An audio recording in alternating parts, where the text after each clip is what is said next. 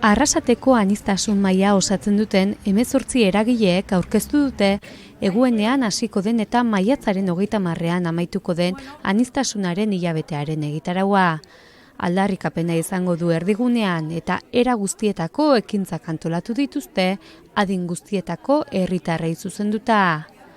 Aniztasun hilabeteak helburu du Arrasateko aniztasuna ikusaraztea eta horrek herriari dakarkion aberastasuna erakustea. Arrasateko udaleko aniztasun eta bizikidetza teknikari Xixili Egigurenek adierazi du aniztasuna aberastasuna dela eta mahaitik pertsona guztiak askotarikoak direnaren ideian oinarritzen direla. Hori horrela, aniztasun ezberdinak hartu nahi izan dituzte kontuan. Azkenean, aniztasuna askotan ikusezin bilakatzen dugulako eta iruditzen zaigu oso garrantzitsua dela aniztasun hori bisibilizatzea, herriak ezagutzea eta gainera ez bakarrik ezagutzea, baizik eta den altxorra bezala ulertzea eta aitortzea. Eragileen partaidetzarekin denetariko ekintzak antolatu dituzte herritar eta adin guztietako pertsona guztiei zuzenduta. Dagoeneko martxan dagoen poesia eta ipuin lehiaketa esaterako. Ipuin kontaketak, antzerkiak edota hitzaldiak antolatu dituzte besteak beste datozen egunetarako. Alabaina, aniztasunaren nazioarteko eguna izango da maiatzaren 21ean, eta egun hori aprobetxatuko dute aldarrikapenak egin eta kalera ateratzeko. 11:30 elkartuko dira herriko plazan oinarrizko bizi eskubideen defentsan aniztasuna lelopean. Denetariko ekintzak ditugu,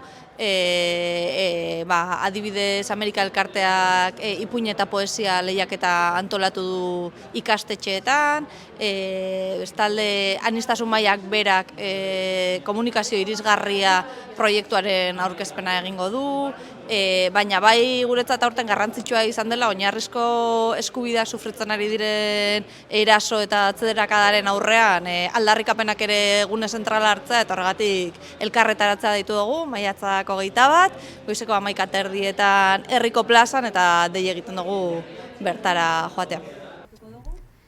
Irisgarritasuna ere izan dute oinarri egitaraua antolatzerakoan eta maiatzaren 30ean mahaian landutako komunikazioa denontzat proiektua aurkeztuko dute.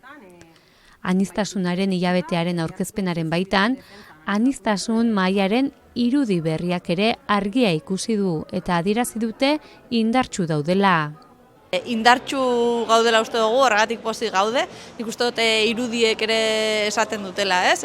Nolako indarra eta gogoa dagoen, eta logoa izan da guzti honi ez dakit, holako ginda bat jartzea edo, logo berria daukagu, aniztasun mailak lehenengoz marka bat eukiko du, eta marka honek ahalbidetuko du apur bat identifikatzea aniztasun mailetik egiten diren lanak, ekintza, komunikazioak eta bar.